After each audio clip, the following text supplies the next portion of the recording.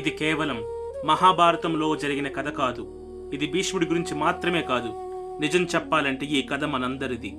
మనలో చాలా మందికి ఒక నమ్మకం ఉంటుంది, మనం చాలా మంచివాళ్ళమే, ఎవరినీ నొప్పించం, మన పనేదో మనదే, ఎవరి గొడవల్లోకి వెళ్ళం. వినడానికి చాలా బాగుంది కదూ. కానీ ఇక్కడే ఒక ప్రశ్న, మంచి వాళ్ళ వల్లే ఒక యుద్ధం జరిగితే అప్పుడు ఆ మంచితనానికి అర్థం ఏముంటుంది? అందుకే ఈ వచ్చే 5 నిమిషాలు ఏదో కాలక్షేపం కోసం వినే కథ కాదు.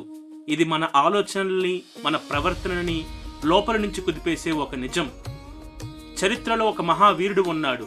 అతను చెడ్డవాడు కాదు, కానీ అతను చేసిన ఒకే ఒక్క పొరపాటు వల్ల ప్రపంచం చూడని అతిపెద్ద యుద్ధం జరిగింది. అతనే భీష్ముడు. అసలు భీష్ముడు ఎవరు? మహాభారతం మొత్తం చూస్తే అతను ఒక అద్భుతం. త్యాగానికి మారుపేరు. తండ్రి సంతోషం కోసం తన యవ్వనాన్ని, రాజ్యాన్ని, చివరకు తన పెళ్లిని, పిల్లల్ని, మొత్తం భవిష్యత్తునే త్యాగం చేసిన గొప్ప కొడుకు. యుద్ధ రంగంలో అతను నిలబడితే ఆ యముడే వెనక్కి తగ్గాల్సిందే. పరశురాముడినే ఎదిరించిన వీరుడు. అతను తీసుకున్న ఆ భీష్మ ప్రతిజ్ఞ వల్ల అతనికి అపారమైన గౌరవం వచ్చింది. హస్తినాపుర సింహాసనం మీద ఎవరు కూర్చున్నా ఆ కిరీటం భీష్ముడి పాదాల దగ్గరే ఉండేది. ఎవరూ ఎదిరించి మాట్లాడలేని స్థానం, అందరూ దేవుడిలా చూసే వ్యక్తిత్వం. మరి ఇంత గొప్ప మనిషి ఉన్న చోట ధర్మం గెలవాలి కదా, శాంతి ఉండాలి కదా. కాని జరిగిందేంటి? రక్తపాతం, మహావినాశనం. ఎందుకు? ఇక్కడే అసలు విషయం ఉంది. సమస్య భీష్ముడి ప్రతిజ్ఞ కాదు, అతను పెంచుకున్న మౌనమే ఇక్కడ సమస్య. కౌరవులు పెరుగుతున్నారు. దుర్యోధనుడిలో అసూయ, ద్వేషం, అహంకారం పెరుగుతుంది. తప్పు జరుగుతుందని భీష్ముడికి తెలుసు. రాబోయే కాలంలో ఇది అగ్ని పర్వతంలా మారుతుందని కూడా తెలుసు. కానీ ఎటువంటి చర్య తీసుకోలేదు. దుర్యోధనుని గట్టిగా ఆపలేదు, ఆగు అని ఆజ్ఞాపించలేదు. ఎందుకంటే అతను సింహాసనానికి కట్టుబడి ఉంటానని మాటిచ్చాడు. ఆ మాట కోసమే కళ్ళ ముందు తప్పు జరుగుతున్నా చూస్తూ ఉండిపోయాడు. అతను అనుకున్నాడు, నేను నా ధర్మాన్ని కాపాడుకుంటున్నాను అని. కాని నిజానికి అతను కేవలం నియమాలను పాటించాడు, నిజమైన ధర్మాన్ని కాదు. మంచివాడు మౌనంగా ఉంటే చెడ్డవాడికి బలం 100 రెట్లు పెరుగుతుంది. హస్తినాపురంలో జరిగింది కూడా అదే. ఆ మౌనం యొక్క ఫలితం ఆ రోజు నిండు సభలో కనిపించింది. కురుసభ, మహామహులు, పండితులు, యోధులు అందరూ ఉన్నారు. మధ్యలో ద్రౌపది. ఒక స్త్రీకి అవమానం జరుగుతుంది కాదు, మొత్తం మానవత్వానికే అవమానం జరుగుతుంది. అక్కడ ఉన్న ప్రతి ఒక్కరికి తెలుసు ఇది అధర్మం అని.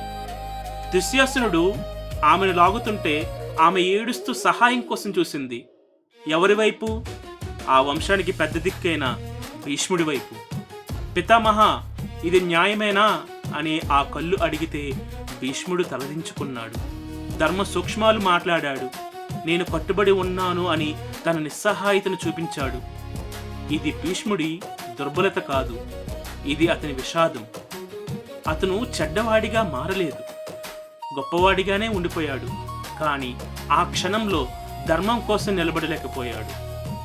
ఆ రోజు అతను లేచి ఆగండి అని ఒక్క మాట గర్జించి ఉంటే కురుక్షేత్ర యుద్ధం జరిగేదే కాదు, లక్షల మంది చనిపోయేవారే కాదు. కానీ అతను మంచివాడిగానే ఉండిపోయాడు. సరైన సమయంలో సరైన నిర్ణయం తీసుకోలేకపోయాడు. చివరికి ఏమైంది? యుద్ధం జరిగింది. అదే భీష్ముడు తన సొంత మనవల చేతిలోనే పడిపోయాడు. బాణాల మీద పడుకొని చావు కోసం ఎదురు చూస్తున్నప్పుడు శరీరాన్ని గుచ్చిన బాణాల కంటే మనస్సును గుచ్చిన పశ్చాత్తాపం ఎక్కువ బాధించింది. నేను ఆ రోజు మాట్లాడి ఉండాల్సింది. నియమాలు ముఖ్యం కాదు, న్యాయం ముఖ్యమని గుర్తించాల్సింది. ఇది ఓటమి కాదు, ఇది ఆలస్యంగా వచ్చిన జ్ఞానం. ఇదే భీష్ముడి కథ. ఇది కేవలం భీష్ముడిదే కాదు, ఇది మన కథ కూడా. ఎలా అంటే మన ఆఫీసుల్లో, ఇళ్లల్లో, రోడ్ల మీద ఎక్కడ అక్కడ అన్యాయం జరుగుతూనే ఉంటుంది. తప్పు అని మనకు తెలుసు. కానీ మనం అనుకుంటాం, మనకెందుకులే, మన ఉద్యోగం పోతుందేమో, మన బంధాలు చెడిపోతాయేమో అని అలానే మౌనంగా వెళ్ళిపోతాం. ఒక విషయం గుర్తుపెట్టుకోండి, ఆ మౌనమే మనం చేసే పాపం కాదు, కానీ అధర్మం చేసే వాళ్ళకి మనం ఇచ్చే సపోర్ట్. భీష్ముడు మనకు నేర్పిన పాఠం ఇదే. మంచి ఉద్దేశం ఉండటం గొప్పదే, మంచి మనసు ఉండటం కూడా గొప్పదే, కానీ అవి సరిపోవు. సరైన సమయంలో సరైన దానికోసం మనం నిలబడాలి. అప్పుడే ఆ మంచితనానికి విలువ ఉంటుంది. ఈ వీడియో చూశాక ఒక్కసారి ఆలోచించండి. మన జీవితంలో భయం వల్లనో మొహమాటం వల్లనో మనం ఎక్కడైనా మౌనంగా ఉన్నామా? ఉంటే ఇప్పుడే ఆ మౌనాన్ని బద్దలు కొట్టండి. ఎందుకంటే ధర్మం గెలవాలంటే మంచివాళ్ళు మాట్లాడాలి.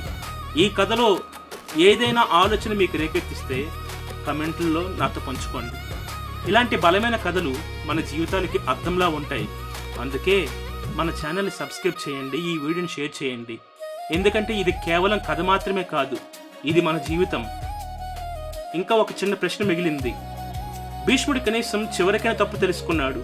కానీ తాను చేస్తున్న తప్పని ఎప్పుడూ కలలో కూడా అనుకోని మనిషి ఒకడున్నాడు.